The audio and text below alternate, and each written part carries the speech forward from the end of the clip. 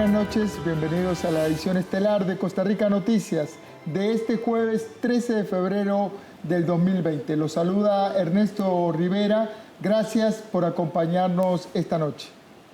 Soy Ana Marta Arce, buenas noches don Ernesto y muy buenas noches a nuestra audiencia. Hoy vamos a tener una edición cargada de noticias, vamos a desarrollar información sobre el proyecto de monitoreo vial que está organizando el Ministerio de Obras Públicas y Transportes para ordenar el caos vial que miles de costarricenses vivimos a diario. Así es, Ana Marta. Vamos a desarrollar información sobre el SICOM, un proyecto que instalará una red de 100 cámaras inteligentes en la ciudad de San José y en otros puntos del país.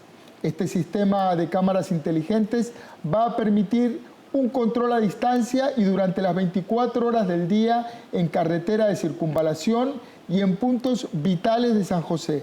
Podrán efectuar fotomultas y videos para controlar exceso de velocidad, uso exclusivo de carriles de buses.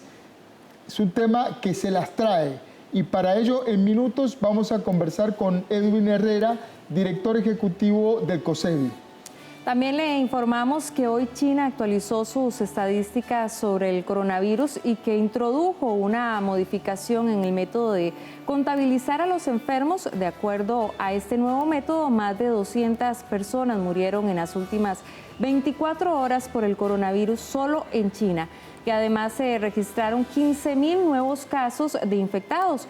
Estas nuevas cifras multiplicaron la preocupación mundial por la magnitud de la epidemia. Sin embargo, este incremento del número de nuevos casos no representa un cambio significativo de la trayectoria del brote, así lo estimó en Ginebra Michael Ryan, jefe del Departamento de Urgencias Sanitarias de la Organización Mundial de la Salud. Pero vamos a ver de inmediato las pantallas que tenemos para hablar un poco de lo último que se sabe sobre el coronavirus. Precisamente se habla de que el análisis muestra que la cepa de virus es 96% idéntica a la hallada en murciélagos, que el periodo de incubación es de 6 a 12 días, que la transmisión más común se da por tocar superficies contaminadas y también que la transmisión fecal empieza a tomarse en consideración, ya que un 10% de los afectados sufre de diarrea. Es importantísimo saber lo que es seguro, pero también saber lo que aún se desconoce del coronavirus. ¿Qué queda pendiente conocer de este virus? No sabemos todavía cuál es la sensibilidad del virus a los cambios de temperatura. Tampoco los científicos saben cuánto tiempo puede sobrevivir el virus fuera del cuerpo humano. Y también el número de casos de personas que se han infectado sin haber estado en China. Estas son incógnitas que aún permanecen sobre el tema del coronavirus. Pero bueno, sin más demoras, vamos al detalle de nuestros titulares.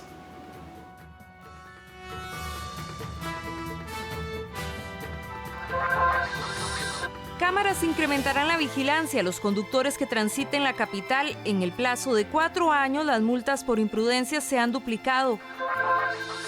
Esta mañana, la Fiscalía allanó las oficinas del Banco Nacional y de la Asociación Solidarista. Los hechos se dan tras una investigación a 3 personas por un presunto delito de peculado. La inequidad salarial que enfrentan las mujeres es un problema que se propone atender la nueva magistrada de la Sala Constitucional, Ana Mari Garro, juramentada por el Congreso este jueves. El número de muertos y de personas contaminadas con el virus COVID-19 aumentó de forma dramática después que las autoridades chinas cambiaron la forma de registrar los casos. Y en información deportiva, después del juego ante Guadalupe, en Alajuelense pedirán que William Matus no pite más en el Morera Soto. Los trabajos más complejos para ampliar la autopista General Cañas se realizarán en horario nocturno para evitar un caos vial en la zona. Las obras impostergables iniciarán el próximo mes de abril. Ya está todo listo para que el próximo mes de abril inicie el diseño, construcción y terminación de la ampliación de los puentes sobre el río Ciruelas, río Alajuela y río Segundo, el paso a desnivel en Firestone y la construcción del conector Barreal Castella. Por ser una ruta ya complicada para los conductores, habrá coordinación con la Policía de Tránsito y los trabajos más complejos se realizarán en horario nocturno. En el puente sobre Río Segundo se hará una ampliación a 8 carriles y de las zonas de aproximación en el puente sobre Río Alajuela y Río Ciruelas, la ampliación será a 6 carriles. En la Firestone se ampliará a 8 carriles, mientras que en las cercanías del Castela se construirá un nuevo puente que servirá de conector con Barreal. En el caso de los puentes en Río Alajuela, Río Ciruelas y Río Segundo, en este momento tenemos un puente pequeño, se va a construir un puente de 3 carriles en el caso de Alajuela y de Río Ciruelas. Paralelo, se desvía el tránsito por ahí, se demuele el que está actualmente y se construye uno nuevo. Lo mismo va a suceder en Río Segundo, se va a construir un puente de 4 carriles, se va a desviar el tránsito por ahí, se demuele el actual y se construye un nuevo puente de 4 carriles. Tendremos ahora un puente de 4 carriles por sentido. En el caso del conector Barreal Castella es una obra nueva, una parte, entonces no va a afectar. Y en el caso de que se haga necesario hacer cierres viales, se harán en horarios nocturnos cuando no haya flujo vehicular. La inversión en estas obras se financiará con los fondos recolectados en los peajes, que según la unidad administradora del proyecto deben actualizar sus tarifas. Es muy importante recordar que la ley 9292, que es la que crea este fideicomiso para la ampliación de la carretera San José-San Ramón, se financia exclusivamente con los peajes. Ahora, se pueden recibir otras fuentes de financiamiento, inclusive las obras impostergables. Estas 17 obras que estamos planteando se están financiando con recursos del BOMP Conavi, que son los fideicomitentes. Pero podríamos ampliar el programa de obras impostergables, agregar obras nuevas e incluso hacer más adelantos al proyecto integral de ampliación si se hace una actualización de las tarifas de peaje. Estamos todavía en el proceso de estructuración financiera que nos permite definir una tarifa. La proyección es que estos trabajos estén listos en 12 meses. Las imprudencias en carretera fueron la primera causa de muerte en Costa Rica en 2019. Datos de la Cruz Roja costarricense muestran que ese año 454 personas murieron en accidentes de tránsito.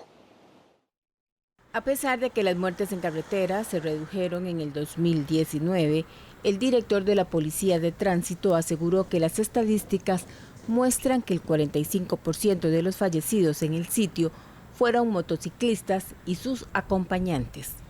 Esto en los últimos 5 años ha venido un aumento en la cantidad de accidentes con motociclistas y sus acompañantes involucrados en estos hechos de tránsito, y ahí pues las recomendaciones van en varios sentidos. Evidentemente, respetar esos límites de velocidad, no hacer adelantamientos en contravía, no hacer adelantamientos en donde hay demarcación vial que claramente lo prohíbe, respetar claramente la señal de alto y la luz roja del semáforo, específicamente estar muy alerta en las intersecciones donde se nos han producido varios hechos y eventos en carretera. Datos del Consejo de Seguridad Vial señalan que en el 2017 se confeccionaron 171 boletas por conducir a una velocidad superior a los 120 kilómetros por hora. En el 2018 alcanzó las 134 boletas y el 2019 la cifra aumentó a 218. Para el director ejecutivo del Consejo de Seguridad Vial, la implementación del sistema de control para la movilidad SICOM en los próximos meses permitirá bajar esas cifras y crear una cultura vial. En los últimos 5 años se han hecho boletas a lo largo de todo el año de al menos 400 o 600. Para el año 2019 se aplicaron 747 sanciones por esta conducta. Eso correspondería a más de 200 millones de colones solo por esta sanción. Las estadísticas por sanciones o incumplimientos a la ley de tránsito existen y a la fecha se tienen porque son sanciones efectuadas por los oficiales de tránsito. Otras cifras que llaman la atención es por el irrespeto del conductor a la señal fija. Por ejemplo, en el 2017 se realizaron 13.631 boletas, en el 2018 16.104 y en el 2019 aumentó a 18.767 multas. Debido a que estos datos van en aumento, los expertos recomiendan respetar los límites de velocidad, no adelantar contravía y donde lo prohíbe la demarcación. Además, respetar las señales de alto y la luz roja del semáforo. Y a los motociclistas les recomiendan usar siempre el casco de seguridad. Y tal y como le comentamos hace algunos minutos, a partir del próximo año se incrementará la vigilancia en carretera en el gran área metropolitana. El Consejo de Seguridad Vial trabaja en un proyecto de fotomulta, radares y videos que permitirán brindar más seguridad en las vías. Vamos de inmediato a ver un gráfico que nos demuestra parte de los puntos donde se instalarán estos dispositivos. Entre ellos se ubicarán en Pavas, La Sabana, La Merced, Aranjuez, Calle Blanco, San Pedro de Montes de Oca, Zapote, Atillo y Guadalupe. Y toda esta seguridad que se implementará podrá sancionar a vehículos de carga que evadan estaciones de peaje, que irrespeten el carril exclusivo para autobuses, que irrespeten los semáforos o que violen la restricción vehicular. Precisamente se utilizarán 3 tipos de tecnologías para realizar las multas. Se trata de la fotomulta, también de videovigilancia y videoanalítica. Si usted se pregunta cómo será la notificación de las multas, les contamos que los conductores deben registrar un correo electrónico. Si quienes no lo hagan, serán notificados mediante el cobro del derecho de circulación. Para desarrollar este tema, vamos a conversar ahora con el director del COSEBI, Edwin Herrera. Bienvenido al set de Costa Rica Noticias, don Edwin. Buenas noches.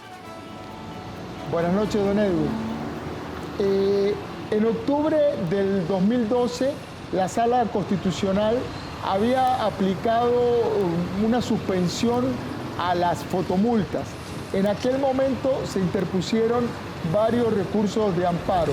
¿Cuál es la situación legal en este momento? ¿Es posible aplicar fotomultas con videos y notificarlas por correo electrónico? Efectivamente, en el año 2011 existía una normativa que se aplicaba a este tipo de sanciones. Ahora en el año 2012 hubo una modificación de la ley de tránsito, que es la que está vigente, y efectivamente con esta podemos sancionar vía medios digitales. Buenas noches, don Edwin. Ya la licitación está resuelta y solo falta el refrendo de la Contraloría, ¿es correcto? ¿Y cuándo comenzarían también a instalarse y cuándo podrían estar operando? Efectivamente, la contratación ya ha sido adjudicada por parte de la Junta Directiva del Consejo de Seguridad Vial. En este momento está corriendo el plazo para que las empresas puedan presentar apelaciones a esta y posteriormente la Contraloría General de la República analizará las objeciones y resolverá. Nosotros como institución, dentro del cronograma que tenemos planificado, es que si lográsemos la adjudicación estaríamos con un 40% de ejecución para este año y para el próximo año el 60% restante. Aproximadamente en el tercer trimestre del próximo año ya lo tendríamos en operación. Excelente, don Edwin. Explíquenos un poco qué son las fotomultas y cómo van a operar. Ok, la fotomulta va a tener 2 fotografías y un video de 20 segundos cada una. Esta sanción se hará o se documentará para que podamos evitar o cambiar conductas que tienen los costarricenses hoy por hoy. Dentro de las que vamos a cambiar o que pretendemos inicialmente en la fase 1 del proyecto, tenemos por ejemplo el irrespeto a luz roja o el irrespeto a los giros derechos no permitidos. Don Edwin, en otros países donde ya se opera, donde ya operan las fórmulas o las fotomultas, Hay quienes han objetado la calibración de los radares que calculan la velocidad. ¿Qué organismo va a verificar la calibración de estos radares?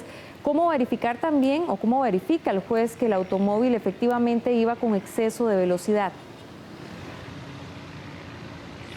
Hay varios elementos. Primero, el radar va a ser autocalibrado. Y segundo, porque así se solicitó en las explicaciones. El otro tema de la calibración, nosotros tenemos en la ley de tránsito un margen de más 20 kilómetros por hora. Entonces, efectivamente, las sanciones comenzarán a regir después de este rompimiento de la velocidad. Ok, creo que es un tema que va a dar cuando comience a funcionar mucho espacio para la polémica, así que vamos a seguir desarrollándolo más adelante. Le agradecemos su presencia en Costa Rica Noticias, don Edwin. Muy buenas noches. Para servirles. Buenas noches. Hacen las 7:16. Vamos de inmediato a ver cómo se encuentran las vías de nuestro país. Ahí tenemos nuestra primera imagen gracias a cámarasvialescr.com. Estamos viendo en este momento ruta 27 después del peaje de Escazú. Como podemos observar, hay tránsito bastante fluido, hay muy buena visibilidad y una excelente superficie de rodaje. Movemos la cámara hacia Luruca, por el sector de la Plaza de los Deportes, donde el tránsito se ve un poquito más lento, más congestionado. Sí hay buena visibilidad y sí la superficie de rodaje está en buenas condiciones para transitar. Pasamos ahora a ruta 104, específicamente en el sector de la Embajada Americana en Pavas. También podemos observar que está totalmente fluido, con pocos vehículos en la vía, muy buena visibilidad y óptima superficie de rodaje.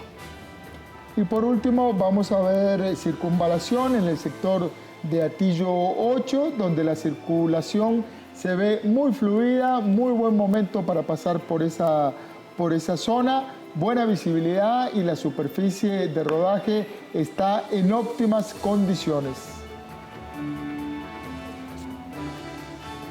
De esta manera vamos a hacer nuestra primera pausa, pero quédese que enseguida regresamos con más información.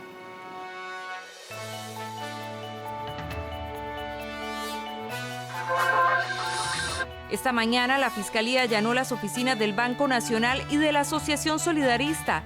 Los hechos se dan tras una investigación a 3 personas por un presunto delito de peculado.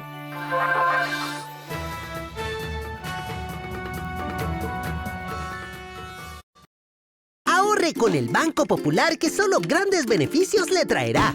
Como a Pepe, que con su plan naranja pudo pagar el marchamo. ¡Qué salvada! O María, que con su ahorro a plazo pudo terminar sus estudios y ahora tiene un título universitario. Y Beto, que tuvo un imprevisto con su compu, pero con el ahorro de su cuenta naranja pudo comprar una nueva. Al igual que ellos, yo disfruto los beneficios de ahorrar con el Banco Popular. Solicite el suyo ya. 3, 2, 1.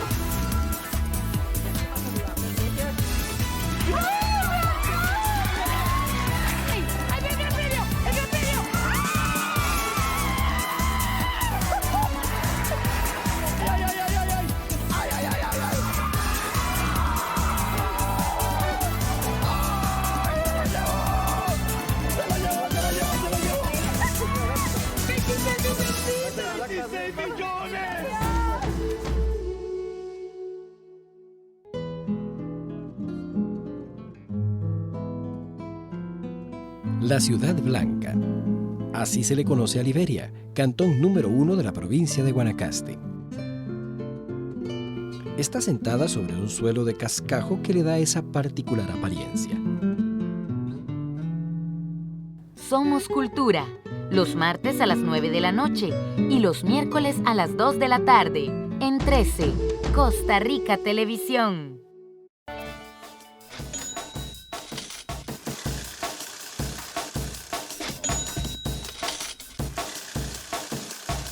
Vamos de inmediato a ver el tipo de cambio de dólar para este jueves. Ahí lo tenemos en pantalla. La compra está en 566 colones con 80 céntimos, mientras que la venta en 572 colones con 52 céntimos. Y en otros temas nacionales, la Fiscalía de Fraudes y Ciberdelincuencia pretende determinar si existe el delito de peculado en la conformación de la Junta Directiva de la Asociación Solidarista del Banco Nacional. Este jueves allanaron varias oficinas del banco y de la asociación para secuestrar documentos. Los allanamientos se realizaron en el Centro Institucional de Procesamiento de Crédito en el edificio del Banco Nacional y en las instalaciones de la Asociación Solidarista de Empleados de ese banco. El operativo pretendía el decomiso de documentos que sirvan para la investigación realizada por el presunto delito de peculado.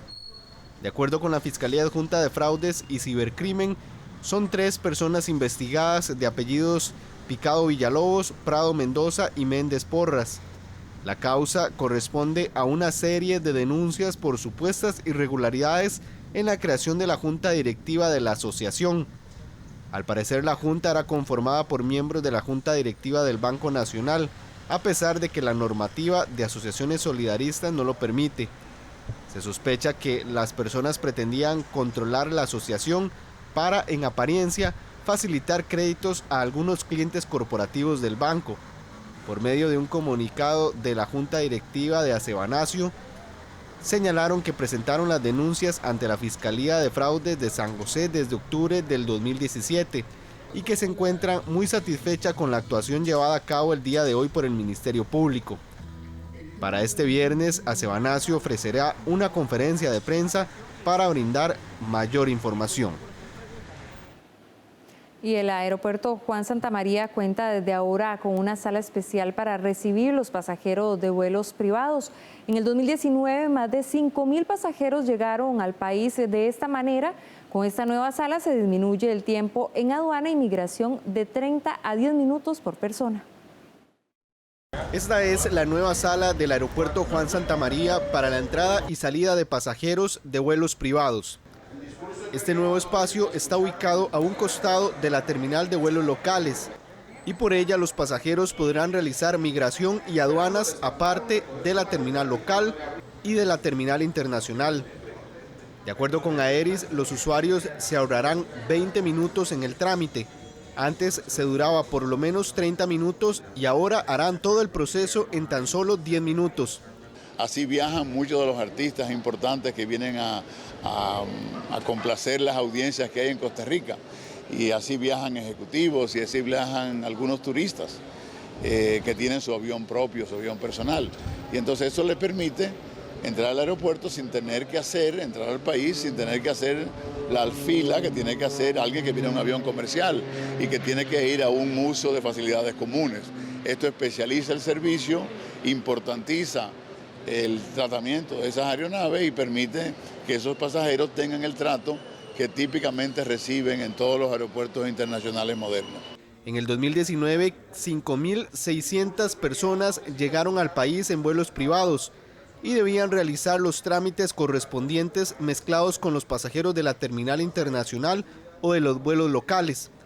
Aeris espera duplicar la cantidad de pasajeros en vuelos privados con este nuevo espacio. Una de las aspiraciones nuestras, de la administración y de Universal, es que esa cantidad por lo menos se duplique con las facilidades. Las facilidades que tienen las personas para estar ahí, para descansar, para estudiar, para tener reuniones de pocas personas, pero de importante. Hay personas que en un momento dado, conforme se desarrolla el turismo y los negocios, llegan al país por unas horas y pueden salir de nuevo. No gastan tiempo. La nueva terminal será operada por Universal Aviation, quienes invirtieron $900.000 y tendrá capacidad para recibir 1.000 operaciones por año. Y el presidente Carlos Alvarado considera que la politiquería se está paseando en este país, así lo dijo, y respaldó al Ministerio de Hacienda en aplicar la regla fiscal y en levantar el secreto bancario. ¿Quién trajo a este país esta hipoteca? ¿Yo? No. Yo la estoy sacando esta hipoteca y estoy haciendo el máximo esfuerzo. Pero como pasaron ya las municipales, hay unos que ven muy fácil jugar de poses, decir cosas al aire. Claro que sí, se están paseando en el país por politiquería y lo hicieron antes. Y yo me estoy tragando este costo, pero para hacer algo por este país. Para el presidente Carlos Alvarado, la Contraloría General de la República interpreta muy distinto a los diputados la ley del fortalecimiento de las finanzas públicas en cuanto a regla fiscal se refiere. La Contraloría señaló que la regla fiscal debe aplicarse al presupuesto ejecutado y no al que las entidades del Estado solicitan inicialmente. Según el mandatario, de aplicarse el recorte a los presupuestos ejecutados, el gobierno tendría que cerrar instituciones. Alvarado reiteró su apoyo al jerarca de Hacienda en la aplicación de la regla fiscal a los presupuestos iniciales tal y como lo establece la ley, así como en levantar el secreto bancario, pese a la oposición de las cámaras de comercio e industrias, así como de los bancos. Que yo sepa, el levantamiento del secreto bancario no afecta a ningún agricultor, el levantamiento del secreto bancario no afecta a ninguna ama de casa, el levantamiento del secreto bancario no afecta a ningún estudiante, el levantamiento del secreto bancario no afecta a ningún empresario formal que está inscrito y en actividades lícitas y generando empleo. El levantamiento del secreto bancario no afecta a ninguna inversión porque ya la inversión extranjera viene aquí estando en países que tienen levantamiento del secreto bancario. Entonces no es cierto que afecte atracción de inversión legítima. Entonces yo no veo dónde está la preocupación.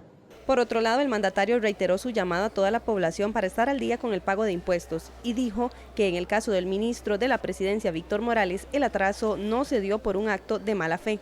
No ha habido un dolo, por ejemplo, o una intención, en este caso de jerarcas, de evadir. Todos sabemos a lo que nos exponemos en el escrutinio público cuando algo de esto ocurre, por montos que son, digamos que no son cuantiosos, como en este caso 50,000 colones. Uno no hace eso adrede en caso de evadir. Uno sabe que el costo, incluso emocional y familiar, de exponerse a eso es mucho mayor. Se hace porque no se tiene presente. Y la buena fe se demuestra cuando se reconoce el error, como ha hecho en este caso el ministro, y ha pagado con la multa. La semana anterior, la ministra Marcia González renunció a su puesto por ocultar información a la prensa sobre el pago de impuestos.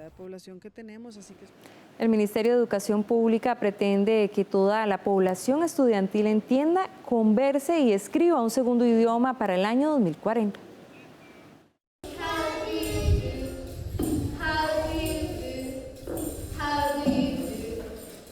Este tipo de lecciones completamente en inglés son las que se imparten a 600 estudiantes de preescolar desde el 2019. El Ministerio de Educación Pública tiene como meta hacer bilingüe a toda la población estudiantil en los próximos 20 años, para que los alumnos conversen, escriban y entiendan un segundo idioma como el inglés, francés, portugués, mandarín, italiano o alemán. Para esto, el MEP está reforzando la enseñanza de un segundo idioma en preescolar, primaria y secundaria. Se cambiarán los requisitos para contratar a los docentes, así como los planes de estudio, y se incluirán sistemas tecnológicos. Un segundo idioma desde preescolar, la primaria y la secundaria. Tenemos que trabajar fuertemente también en el tema de la contratación docente, y aquí hacemos un llamado respetuoso a las universidades públicas y privadas, porque entonces también pasa por el tema de cómo estamos formando a nuestros educadores. Pasa también por mejorar la malla curricular. ¿Qué es eso?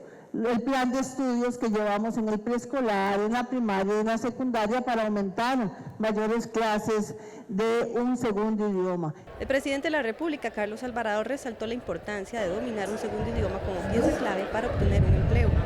No solo anunciamos, sino lo que nos proponemos como país es que en 20 años toda persona costarricense que se egrese del sistema de educación pública, no importa el rincón del país en el que esté, toda persona en toda provincia, en todo rincón, sea bilingüe. El MEP beneficia a cerca de 92,000 estudiantes con el aprendizaje del inglés, 1.200 estudiantes ya reciben francés, mientras que en preescolar y primaria se impactan 450 estudiantes con secciones bilingües.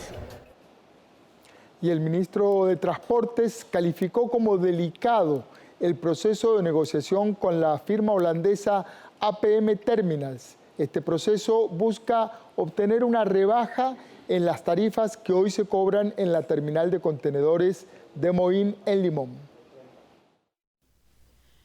El ministro de Obras Públicas y Transportes inició a finales de enero con las conversaciones con la concesionaria APM Terminals para renegociar las tarifas que se cobran por contenedor movilizado y la capacidad del puerto. No obstante, tras abrirse esta fase inicial, el jerarca de la cartera calificó como delicado el proceso y le pidió calma a los sectores. Estamos en los inicios, va a ser un proceso de cerca de unos 2 o 3 meses, calculamos nosotros por lo menos. Sabemos que tenemos identificados los temas que queremos abordar con ellos y suponemos que ellos también abordarán otros, pero requerimos un poquito de comprensión de que se trata de un tema, de una negociación delicada que se va a realizar con toda seriedad. Para los exportadores, quienes meses atrás solicitaron al gobierno hacer una revisión de las tarifas, es de vital importancia lograr acuerdos, pues están teniendo costos muy altos, afectando la competitividad del sector ante el mundo. Consideramos como urgente que se atienda el rezago en la infraestructura y obra pública y de manera importante resolver la premiante situación de las tarifas en APM Terminals. Es preocupante los altos costos portuarios. Por ejemplo, solo para el sector agroexportador significó poco más de $100 millones que se pagó en el primer año con la entrada de APM. Así se lo hicimos saber al señor ministro. Desde la Cámara de Exportadores hemos insistido que hace falta renegociar la tarifa. Por su parte, la empresa holandesa APM Terminals ha reiterado estar anuente a negociar la posible reducción de tarifas mientras se respete el contrato de concesión. Actualmente, el megapuerto de Moín cobra $261,62 por cada movimiento de contenedor, es decir, por cargarlo o descargarlo de un buque. Y a las 7:32 de la noche estamos en vivo en Costa Rica Noticias. Vamos a un corte, pero no se preocupen, enseguida regresamos con muchísima más información.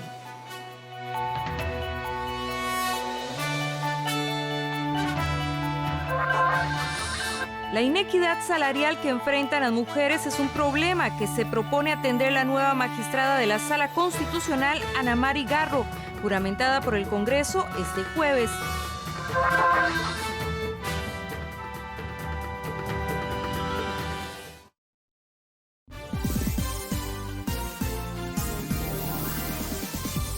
No se pierda el sorteo de la Lotería Nacional.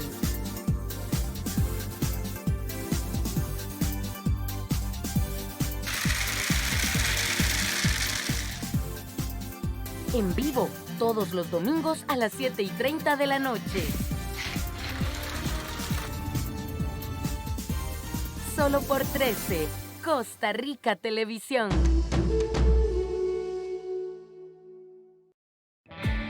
Hay decisiones en la vida que pueden cambiar tu futuro para siempre. Estudiar es una de ellas. En CONAPE, creemos en quienes miran hacia arriba para alcanzar sus metas. Creemos en aquellos que saben que subir es difícil, pero eso no los detiene. En CONAPE creemos que cuando subís, lo único que vas a perder es el miedo a las alturas. En CONAPE, creemos en vos. ¿Por qué la esclavitud? Es una serie de documentales que revelan cómo hombres, mujeres y niños viven como esclavos modernos en todos los rincones del mundo. Este sábado 15 de febrero a las 7 de la noche, Fui una esclava yazidi. 2 jóvenes narran su drama al ser capturadas y torturadas en Medio Oriente.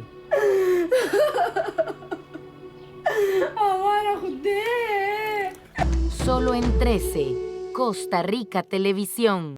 Un programa que recorre los cantones de nuestro país, revelando las historias de personajes que dedican sus vidas a oficios únicos. El trabajo, un arte cotidiano desde la experiencia de maestros, aprendices y lugareños. Forjadores, todos los sábados a las 4:30 de la tarde. Por 13, Costa Rica Televisión. Y si usted tiene créditos en dólares, le interesa el valor de la tasa básica pasiva, que es de 5,65% al día de hoy.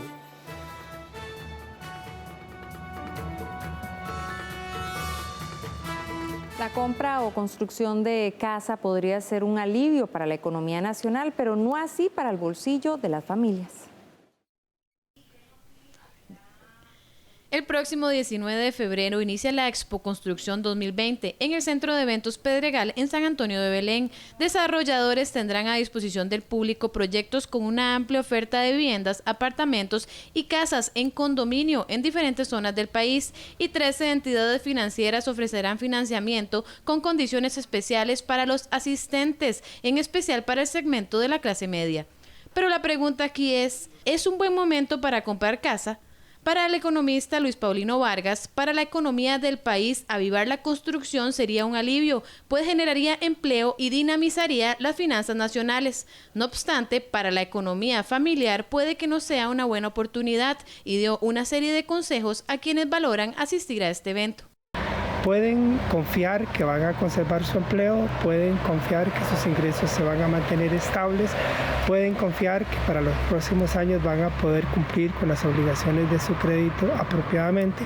Son preguntas que yo creo que cada quien debería plantearse y responderlas, y tratar de responderlas teniendo en cuenta ese contexto económico general que lamentablemente es desfavorable.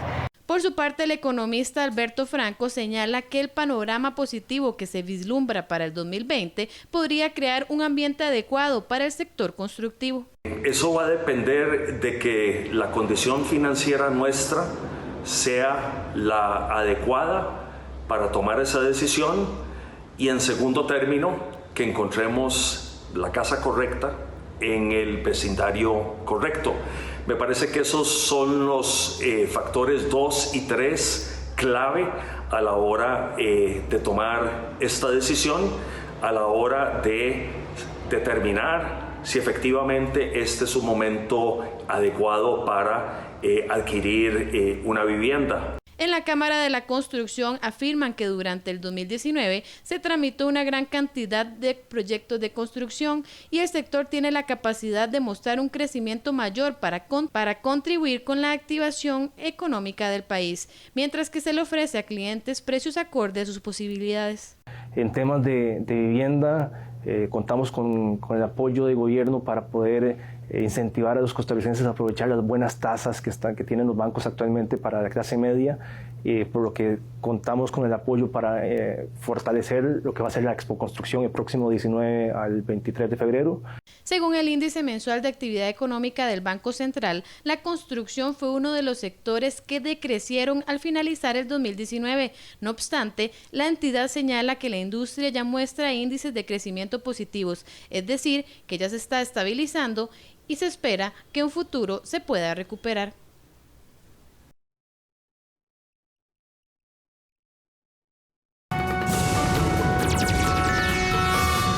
Y la elección de una nueva magistrada en la Sala Constitucional fortalece la lucha por un justo reconocimiento de los derechos de la mujer en estos temas en materia salarial. Así lo afirmó Ana Mari Garro tras ser juramentada por el Congreso.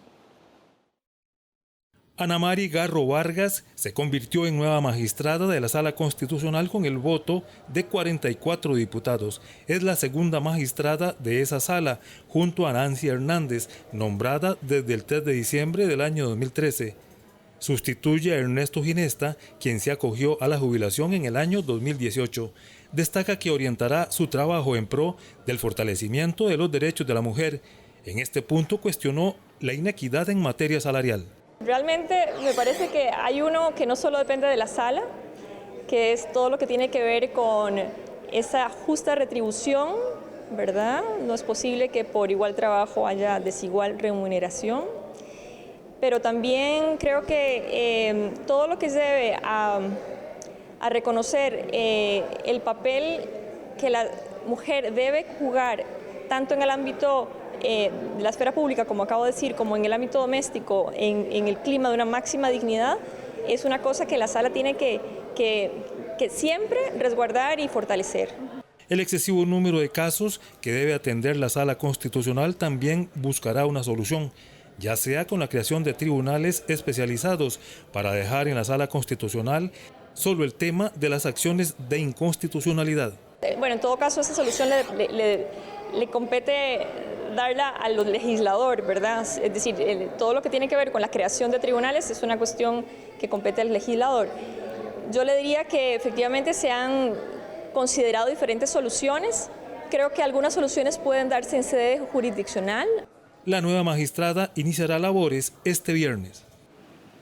El diputado Pedro Muñoz reveló un documento del Banco Central, el cual establece que la regla fiscal se debe aplicar a los presupuestos ejecutados. Se trata de un oficio que el ente emisor envió a la Contraloría desde julio del año anterior.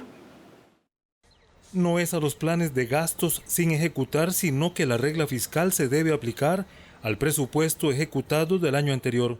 Esto es parte de un oficio enviado a la Contraloría General de la República desde julio del año anterior por parte del presidente del ente emisor en ese momento, Rodrigo Cubero.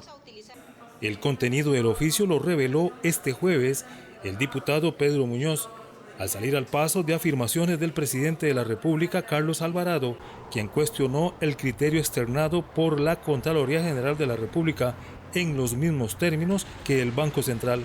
El mandatario respaldó los argumentos que expuso el ministro de Hacienda el lunes ante los diputados acerca de que es a los planes sin ejecutar.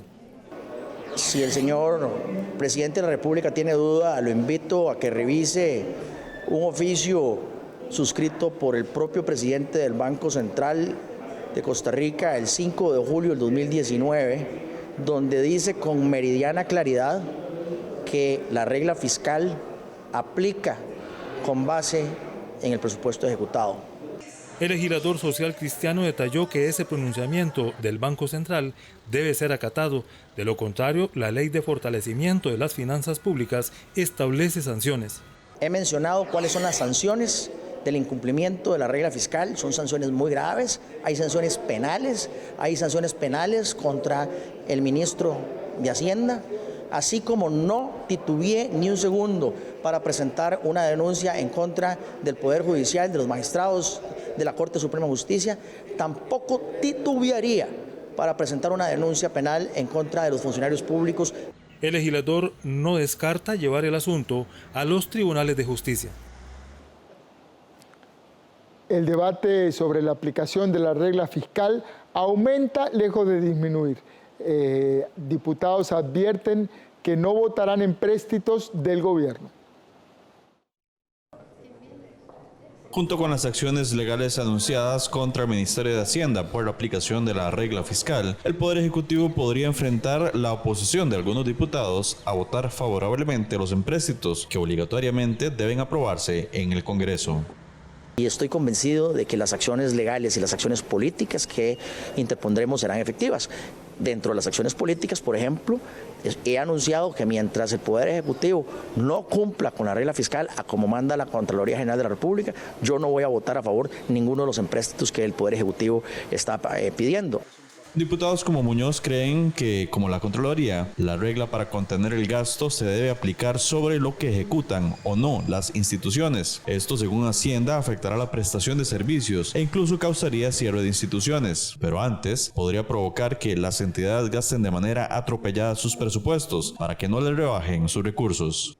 Crearía un uso ineficiente de los recursos, porque entonces los ministerios gastarían a lo loco todo su presupuesto para que no les quede subejecución, porque si les queda subejecución, el año siguiente el presupuesto sería menor y se daría una contracción que cada vez asfixiaría más a las instituciones y al Poder Ejecutivo e impediría el poco margen que ya tiene el Poder Ejecutivo para priorizar gastos en un área, en un presupuesto respecto a otro año donde se considera que tal vez se debe destinar un poco más a otra área. La disputa de interpretaciones entre Contraloría y Hacienda continúa. El presidente Carlos Alvarado reiteró su apoyo al ministro de Hacienda. Hacienda en su línea tiene que esa es la ruta correcta de hacerlo. Y Hacienda toma su ruta de lo que plantea la ley de la República, estipulada por un poder de la República. Y quien puede interpretar auténticamente qué es eso, si fuera de cambiarse esa línea, es el propio Poder Legislativo. ¿No? ¿Hay un voto sobre una interpretación auténtica? Hay opiniones. La regla fiscal es una herramienta aprobada dentro del plan fiscal para limitar el crecimiento de la inversión pública, uno de los pilares anunciados por el titular de Hacienda para contener el endeudamiento, que este año podría ser del 60% del PIB. Y le reclaman al gobierno un atraso en el proyecto de Canal Seco. El Consejo de Concesiones y Empresas se responsabiliza mutuamente de la lentitud de los trámites. Desde el Congreso de la República pedirán al Poder Ejecutivo que aclare si tiene como prioridad el proyecto para construir un canal seco interoceánico. Esto se da luego de la comparecencia en la Comisión de Infraestructura, donde la empresa encargada reclamó supuestos atrasos del Consejo Nacional de Concesiones. Ya hemos cumplido por segunda vez el artículo 15, probado y reprobado y más allá, por segunda vez. Estamos pidiendo que por favor consideren lo que se está trabajando, la magnitud del proyecto. Setena, que está lleno de ambientalistas, que está lleno de ingenieros. Tenemos 2 resoluciones aprobándonos el D1 y una apertura absoluta a lo que les presentamos. Entendieron la complejidad del tema y nos dieron luz verde para continuar con los estudios de la segunda etapa. En esa segunda etapa hay que estar muy claro que el Estado adquiere un compromiso con el postulante, con el que presenta la iniciativa privada, y es un compromiso de que si los estudios de factibilidad no dan la viabilidad que deben dar, en ese caso el iniciativista pues pierde su inversión, pero si el gobierno no sigue adelante con ese proyecto por alguna razón, tiene que saldarle todos los costos que implicó hacer los estudios. Los diferendos entre empresa y concesiones preocuparon a los diputados, que pedirán al Ejecutivo que defina cuál es realmente su interés. De igual forma, se está pendiente la consulta al Presidencia y al Ministro de Transportes en comparecencia también en la Comisión de Infraestructura para que nos digan si eso no es prioridad para el país. Si no es prioridad, pues entonces que busquemos proyectos de una envergadura semejante que vengan a reactivar la economía. O sea, cuando hablamos de construcción de infraestructura, no solamente las personas empleadas, sino que eso empieza a dinamizar la economía de todo el país. Valladares también dijo que en momentos de desaceleración económica el canal seco podría ser un disparador del empleo. El proyecto del canal seco interoceánico pretende ser una competencia y alternativa al canal de Panamá. Y un proyecto para crear un registro crediticio de carácter público podría poner límites a las tasas de usura. La iniciativa es de importancia para que Costa Rica logre ingresar a la Organización para la Cooperación y el Desarrollo, OCDE. La discusión sobre las tasas de usura en las tarjetas y los créditos podría recibir un empujón inesperado de la OCDE, la Organización para la Cooperación y el Desarrollo Económico. Esto porque en la comisión legislativa que estudia los proyectos para ingresar a ese foro, hay una iniciativa que propone crear el Centro de Información Crediticia, el CIC.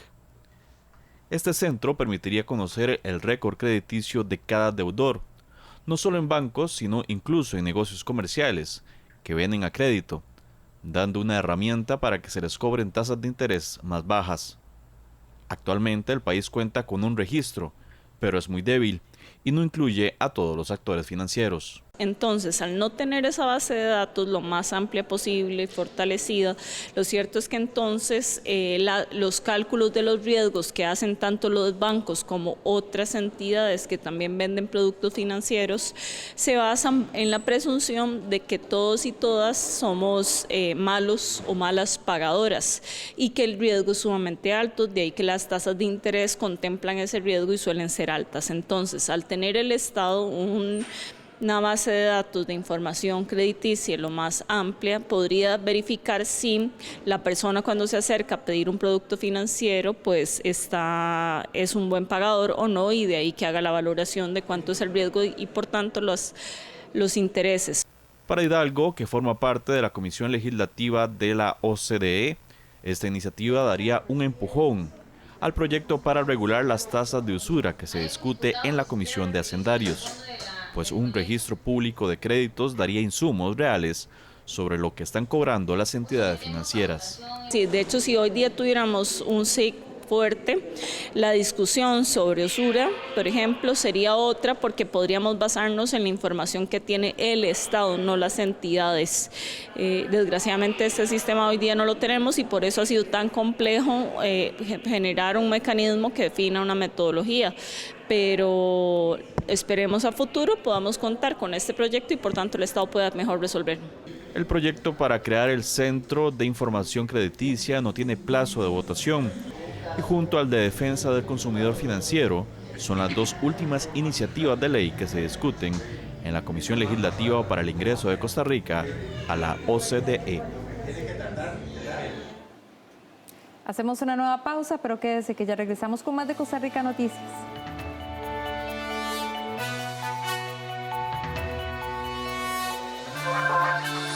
El número de muertos y de personas contaminadas con el virus COVID-19 aumentó de forma dramática después que las autoridades chinas cambiaron la forma de registrar los casos.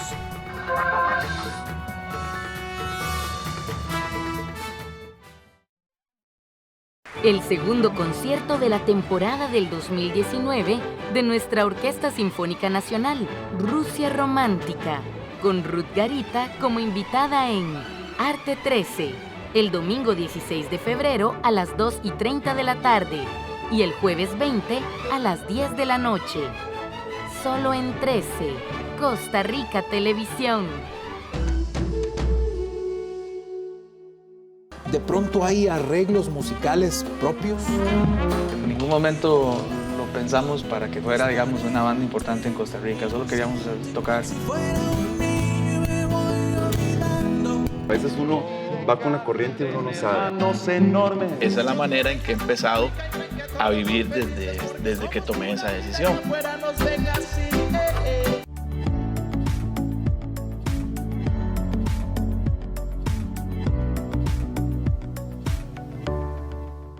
Bienvenidos a La Sazón que nos une, un programa donde chefs de cada provincia fusionarán sus mejores platillos en retos semanales para convertirse en el ganador de esta competencia. Productos tradicionales, recetas típicas de nuestro país y un montón de historias alrededor de un solo plato protagonizarán esta travesía por redescubrir la gastronomía costarricense.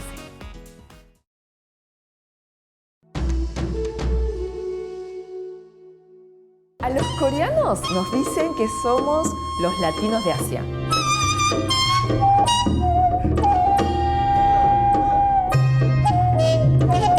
Entonces elegimos en Argentina y vinimos.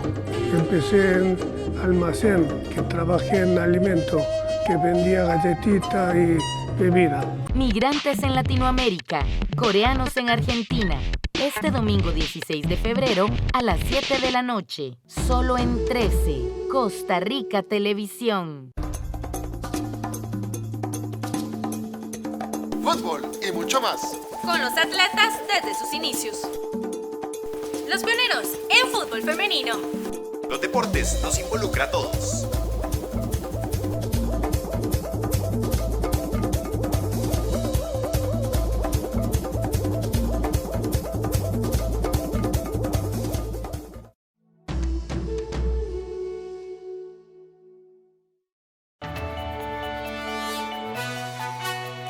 Y en nuestra sección Animales en Libertad, este jueves conoceremos sobre un ave hermosísima.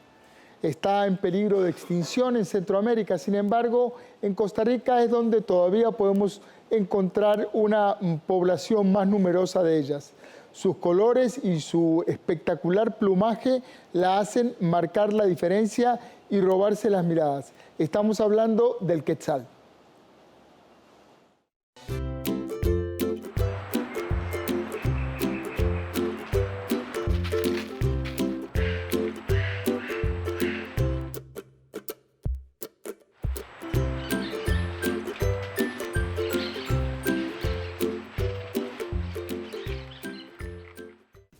encontrarlo no es una tarea sencilla.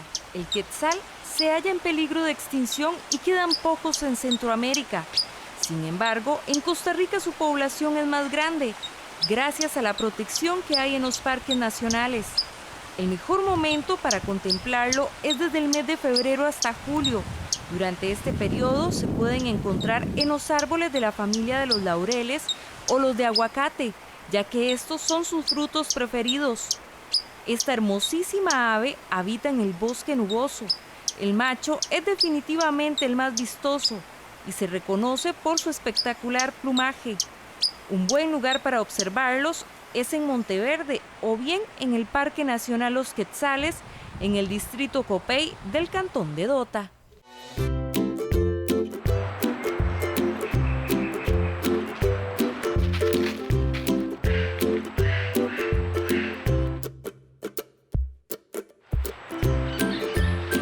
La maravilla de disfrutar de nuestra naturaleza, a veces solamente dar una caminata por los bosques nubosos como Copey de Dota y encontrarse con quetzales. Ese es un verdadero encuentro del tercer tipo. Un paraíso. Don Ernesto, es muy importante. Ahora, como lo veamos en la nota, es que estamos en este periodo de febrero a julio, en donde podemos observar pues este tipo de aves hermosísimas, de verdad. Salga, camine el país, ande, conozca, disfrute de la naturaleza.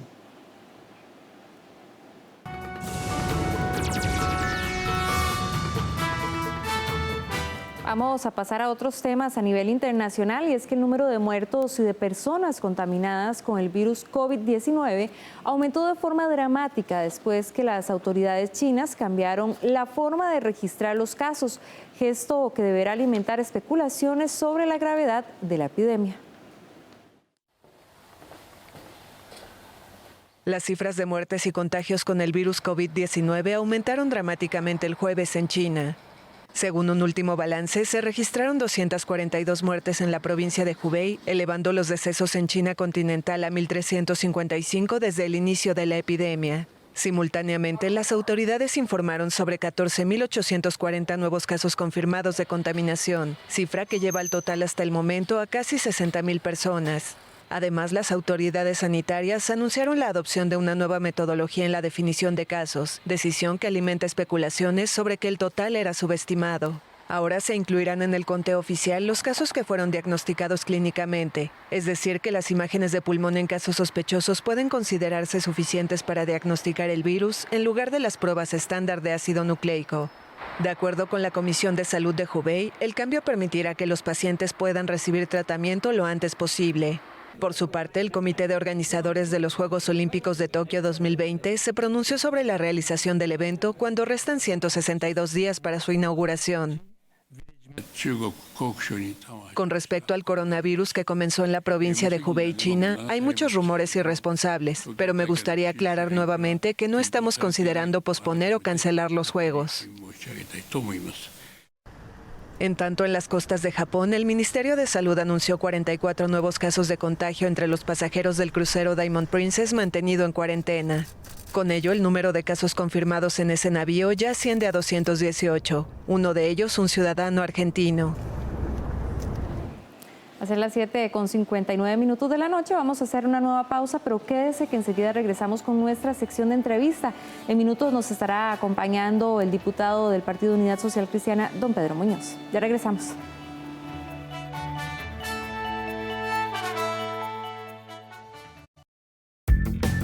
Esta semana en Punto y Coma nos acompañan los poetas Gustavo Arroyo y Roy Fernández, quienes nos presentan sus más recientes poemarios, Los Elementos Nobles y Estrellas en 45. Acompáñenos a conocer más de sus obras e inquietudes poéticas a través de Punto y Coma. Punto y Coma, nuestros libros tienen la palabra.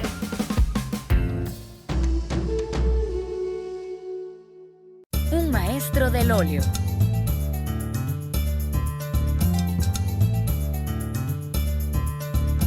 Pinturas que nos hacen viajar.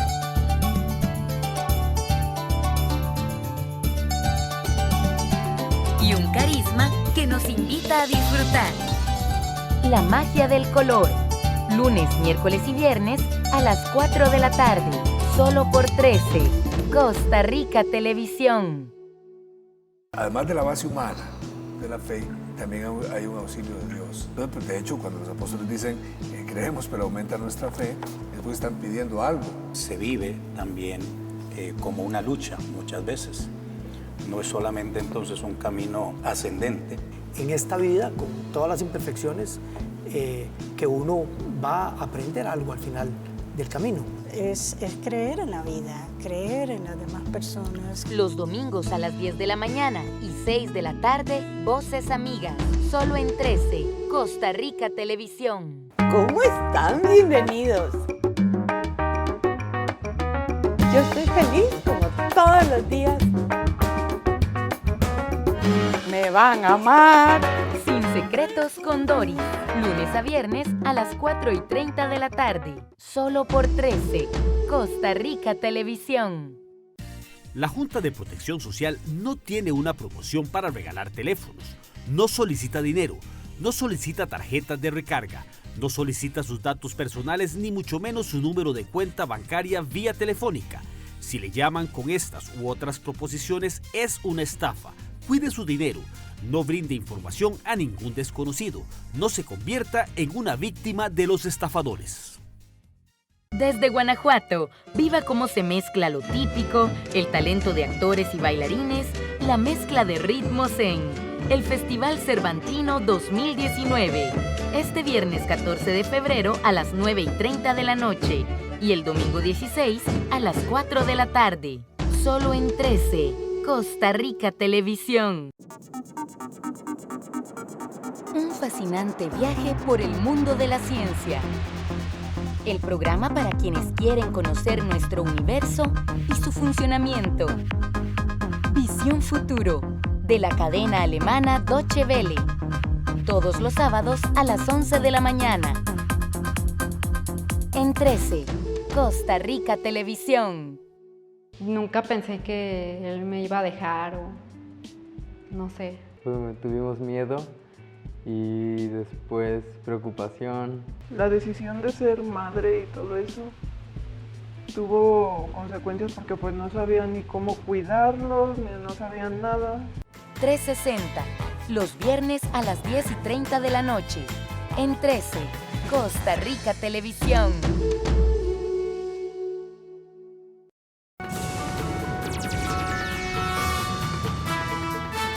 Buenas noches, gracias por continuar en la señal de Costa Rica Noticias. Le agradecemos su compañía. Estamos en vivo a las 8:02 de la noche.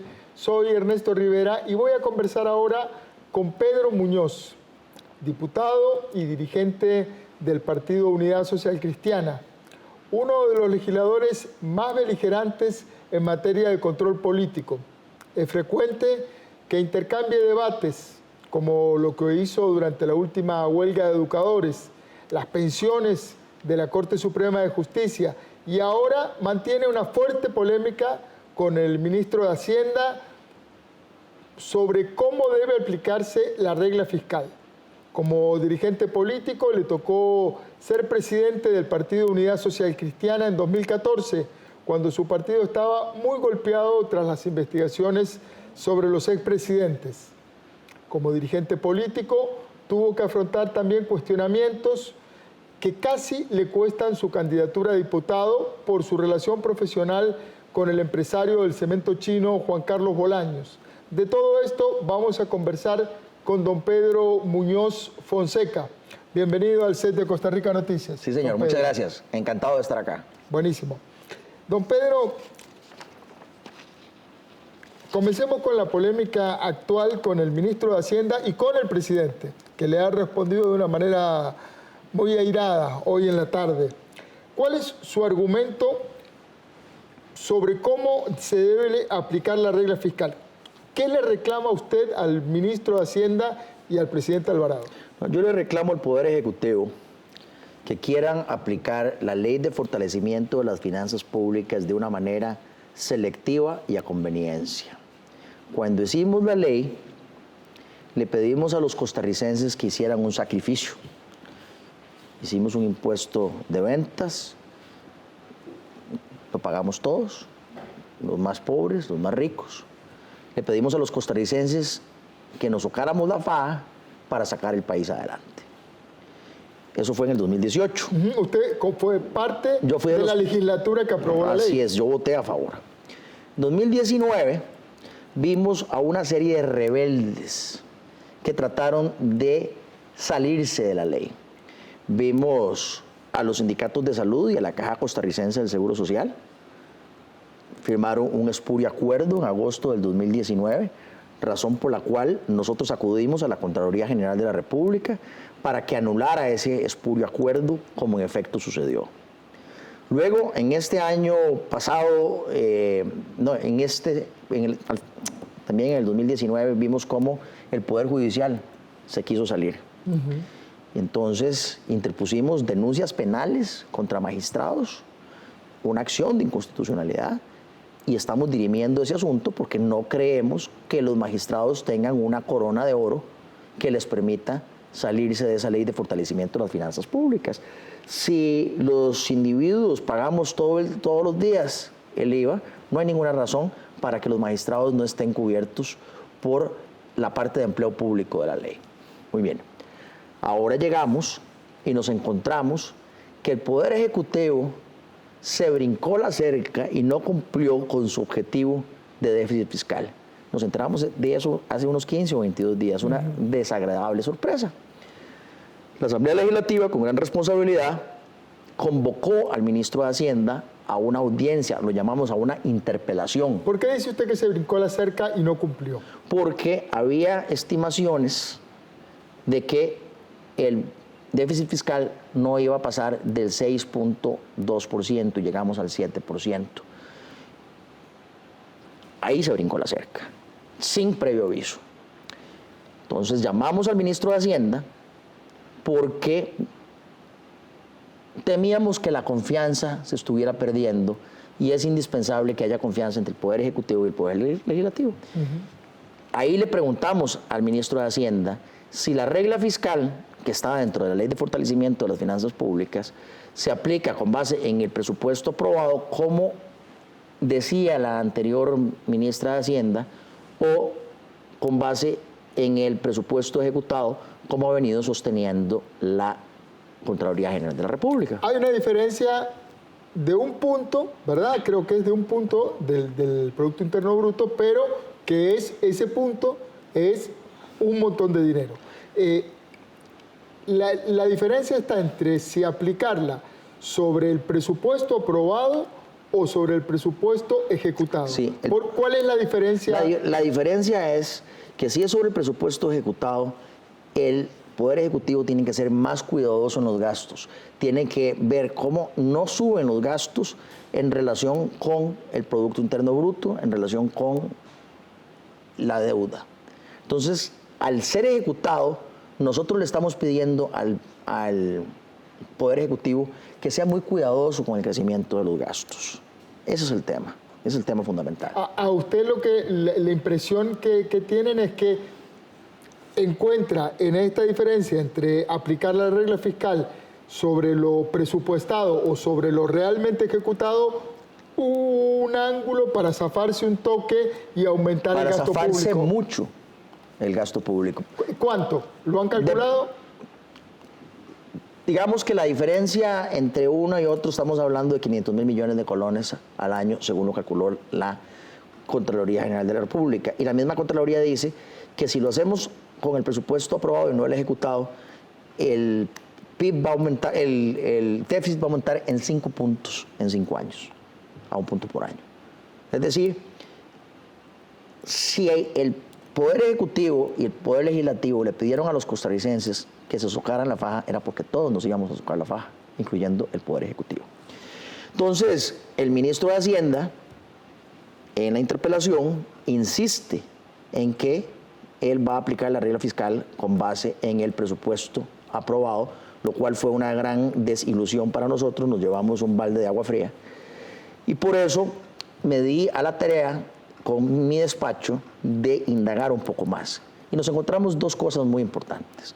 Lo primero es que entre el primer debate y el segundo debate hay una carta que envía el presidente del Banco Central diciendo que la regla fiscal es muy importante y que tiene un peso muy importante dentro de la ley de fortalecimiento de las finanzas públicas, dentro del proyecto de ley, porque en ese momento era proyecto de ley, de más de un 40%, un peso de más del 40% del proyecto de ley. Y después nos encontramos una carta firmada por el presidente del Banco Central de julio del 19, donde dice ya con la ley aprobada. Pero antes de que se diera el diferendo entre la exministra y la contralora, donde dice con meridiana claridad que la regla fiscal aplica sobre el presupuesto ejecutado. Ese es el oficio 0044-2019. Y me permito leer, dice, el punto 2. Es un oficio que manda la Contraloría, el Banco Central. El Banco Central, aquí ven, José Cubero Brilli, se lo envía a la Contraloría General de la República. 5 de julio de 2019, antes del diferendo entre la Contraloría y el Ministerio de Hacienda. Y dice el punto 2. El punto de partida para proyectar el déficit y la deuda del gobierno central son los valores que a finales de enero del 2019 informó el Ministerio de Hacienda sobre los resultados del 2018. Es decir, particularmente para el caso del gasto corriente, lo que se toma como base de cálculo es el gasto corriente, entre comillas, efectivo, entre paréntesis, ejecutado de 2018. De la misma forma, el punto de partida para las proyecciones de deuda es el saldo de deuda observado al término del 2018. Como le digo, aquí el presidente del Banco Central lo dice con meridiana claridad. Aquí hay dos figuras de autoridad de alguna manera respaldando su tesis. Sí, señor. La Contraloría General de la República, sí, señor, y el Banco Central. Sí, señor. Y entonces mi respuesta al señor presidente de la República es la siguiente, porque él dijo que estábamos politiqueando. Haciendo politiquería. Haciendo politiquería, para ser precisos.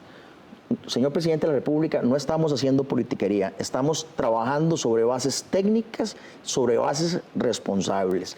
El esfuerzo nuestro es para poner orden en este país. Así como no le permitimos a la Caja Costarricense del Seguro Social y a los sindicatos de salud que siguieran en desorden. Así como no le queremos permitir y estamos haciendo todo lo posible para impedir que el Poder Judicial siga en desorden, no vamos a permitir que el Poder Ejecutivo continúe en desorden. Con orden hay justicia, con justicia habrá prosperidad para todos los costarricenses. Si la plata no se está cuidando, si no cuidamos los incos, entonces todo eso lo pagamos los costarricenses. Cada uno de los costarricenses que está haciendo un esfuerzo extraordinario para pagar sus impuestos, quiere estar seguro de que las cosas están en orden y que la plata no se está desperdiciando en desórdenes. Don Pedro, usted hoy temprano, en el fragor del debate en el control político de la Cámara, dijo de que tenía dos tipos de recursos. Unos recursos de tipo legal, de índole legal, sí, señor, y otros recursos de índole política. Sí, señor. ¿Los legales los está estudiando o no los ha definido? Ya los tengo definidos, sí, señor.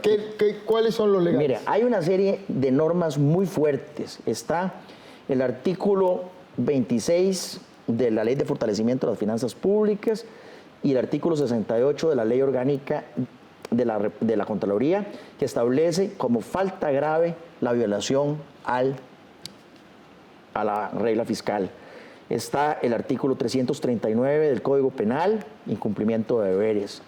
Está el artículo 57 de la Ley contra la Corrupción y el Enriquecimiento Ilícito en la Función Pública, influencia en contra de la hacienda pública.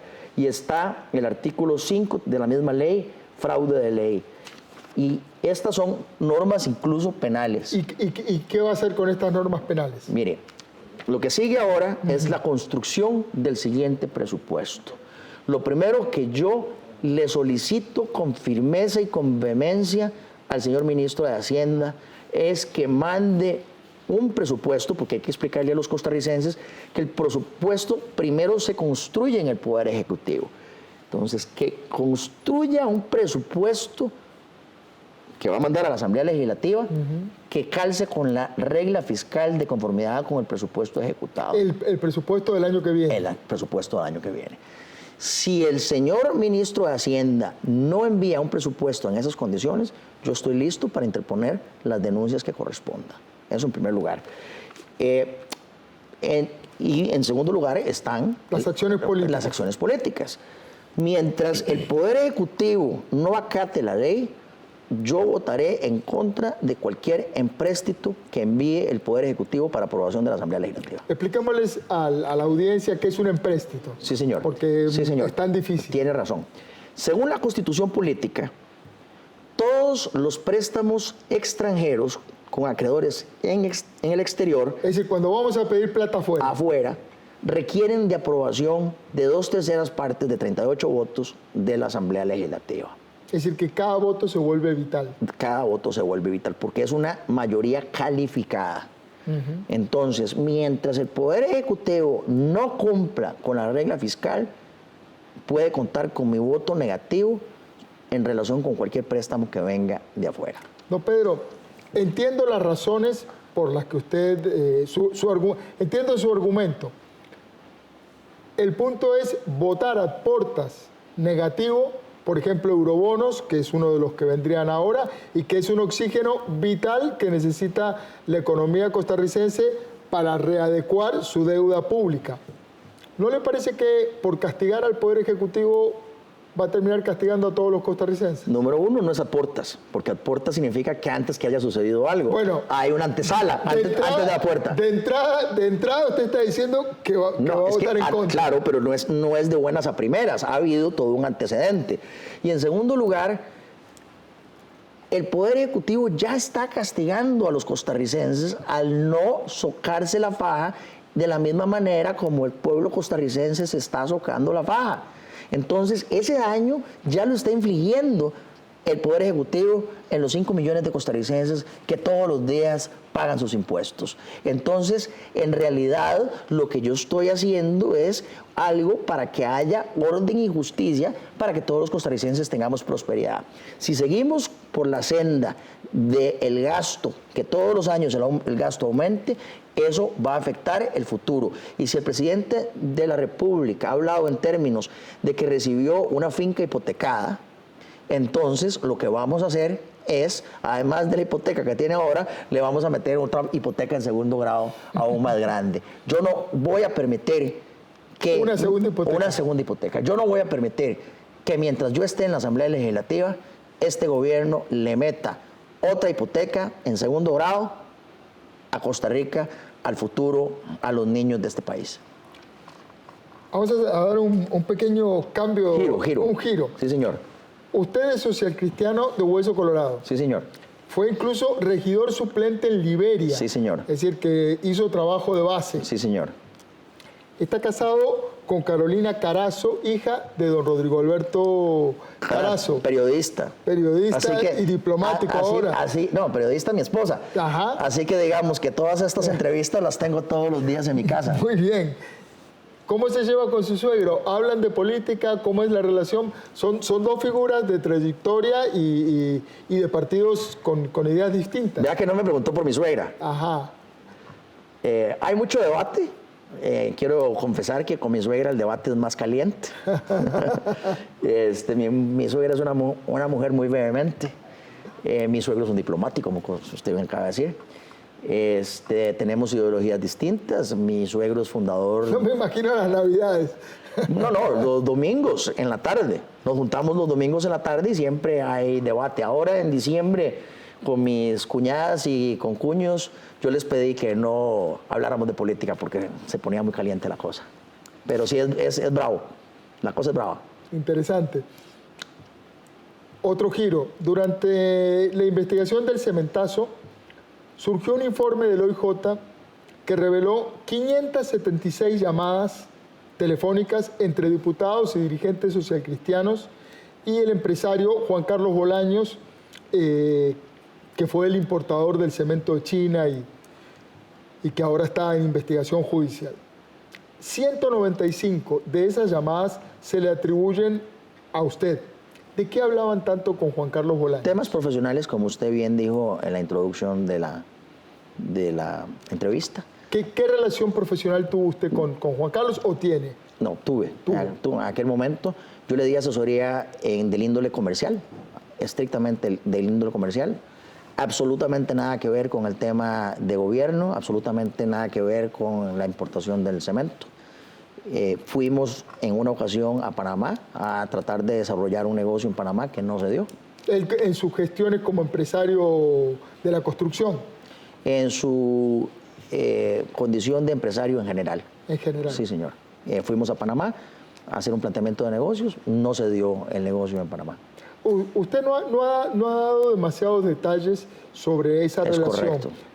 ¿Esto tiene que ver con su relación profesional de cliente-abogado o por otra razón no ha expresado los detalles? Por el secreto profesional, que es como el secreto de confesión. Yo le pedí a él que me dispensara del secreto profesional. Ustedes los periodistas conocen que no pueden revelar la fuente. Ningún periodista que se respete revela la fuente, porque en el momento que un periodista revela la fuente, no va a tener más fuentes que los van a buscar.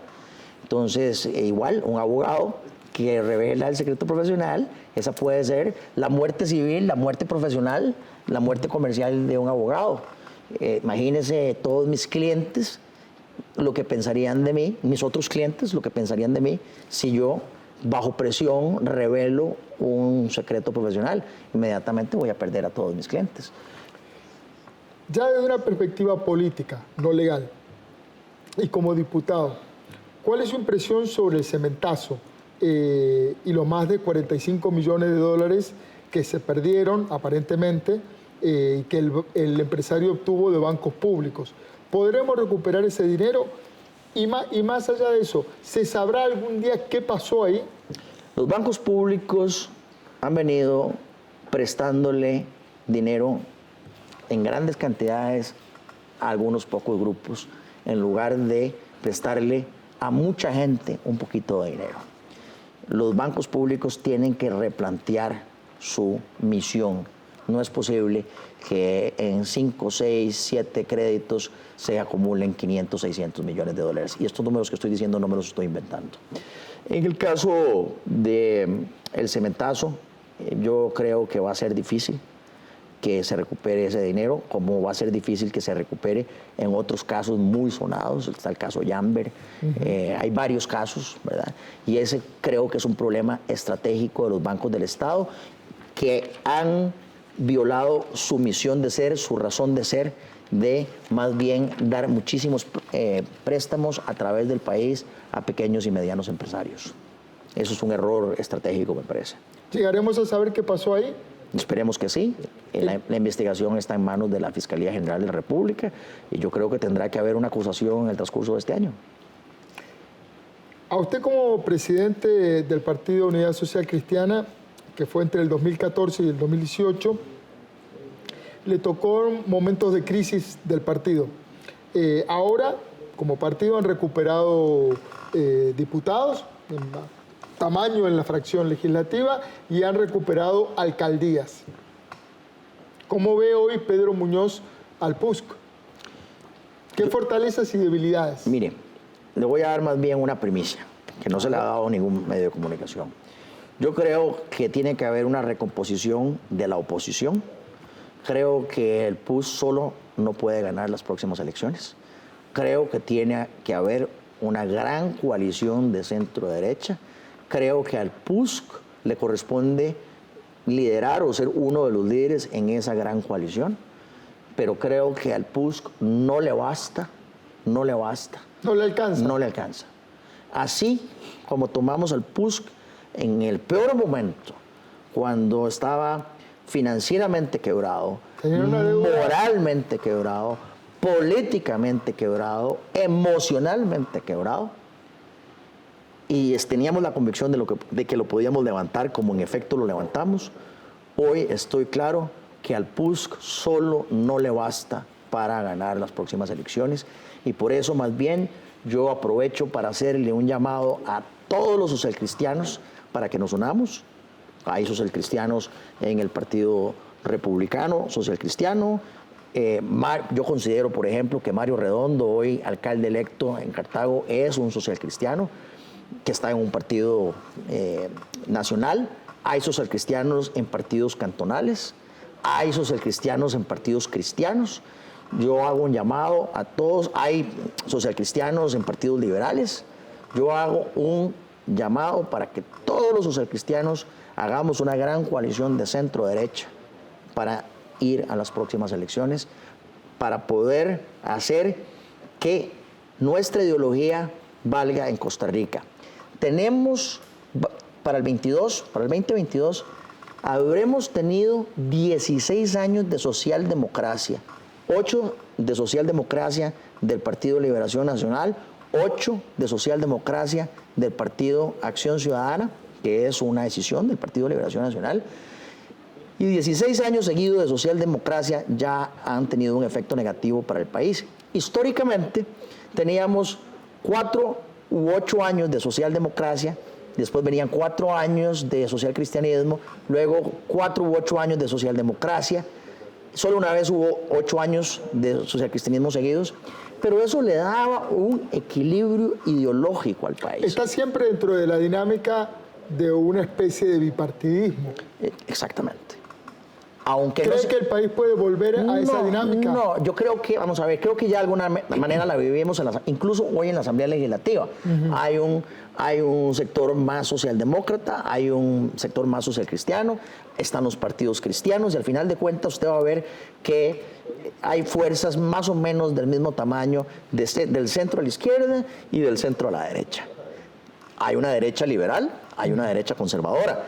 Lo primero que tenemos que hacer es reconciliar a la derecha liberal y a la derecha conservadora. La derecha conservadora considera que la derecha liberal es muy libertina, la derecha liberal considera que la derecha conservadora es muy retrógrada, y yo creo que tenemos temas en común y hay más cosas que nos unen de las que nos diferencian. Entonces necesitamos muchísima inteligencia emocional para poder recomponer todo desde el centro hasta la derecha en una sola... La palabra que se repite, don Pedro, es derecha. No, también centro. Y centro. Este partido dicen que, no sé quién fue el que acuñó la imagen, pero que es como un chicle. Este país, que es como un chicle, que uno lo jala hacia la izquierda y cuando lo suelta, vuelve al centro. Lo jala hacia la derecha y vuelve al centro. Así es. Usted aspira a que en el próximo periodo jalarlo hacia la derecha. Hay que jalarlo hacia la derecha, pero siempre el chicle jalando hacia el centro, pero de la derecha hacia el centro, ¿verdad? Creo que el país lo necesita. Tienen los liderazgos, usted nombró gente que son líderes naturales. Don Mario Redondo acaba de recuperar Cartago, infligiéndole una derrota histórica a Liberación, ¿verdad? Un bastión de Liberación, y se lo acaba de ganar don Mario. ¿Cree que es posible, porque a la hora de las contiendas electorales los liderazgos son difíciles de alinear, todos son primas donas? Sí, señor, todos somos primas donas. Sí, señor. Yo hablé... Síganme los buenos, se llama la película. Yo hablé de inteligencia emocional, ¿verdad? De inteligencia emocional. Los primas donas tenemos que tener inteligencia emocional para ponernos de acuerdo por el bien de Costa Rica.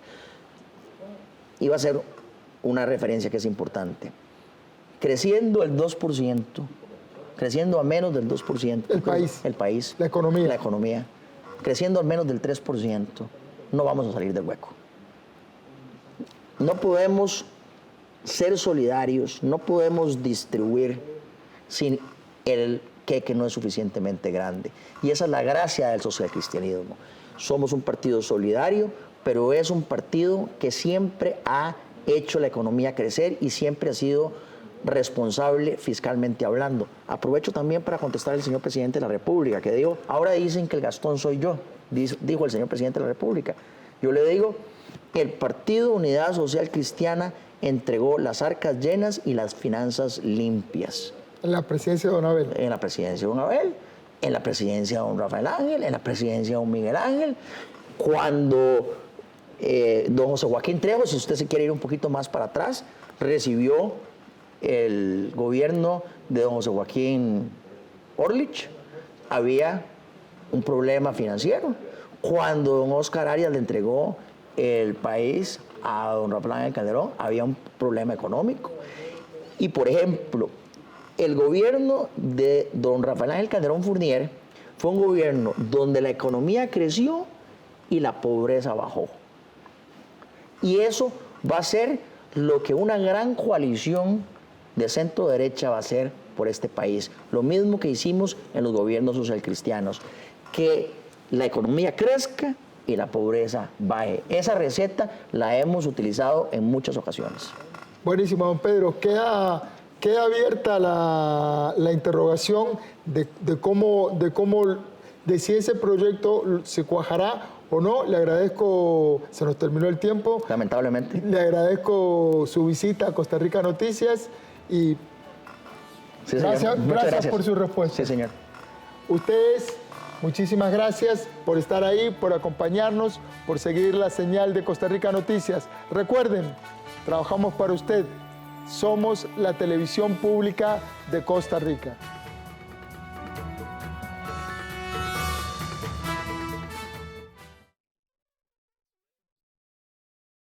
Alguien corrió el rumor de que el banco va a invertir su dinero en esa universidad. ¿Qué dijo? Espera, quiero seguir hablando contigo. ¡Basta! No tengo nada que hablar contigo, mamá.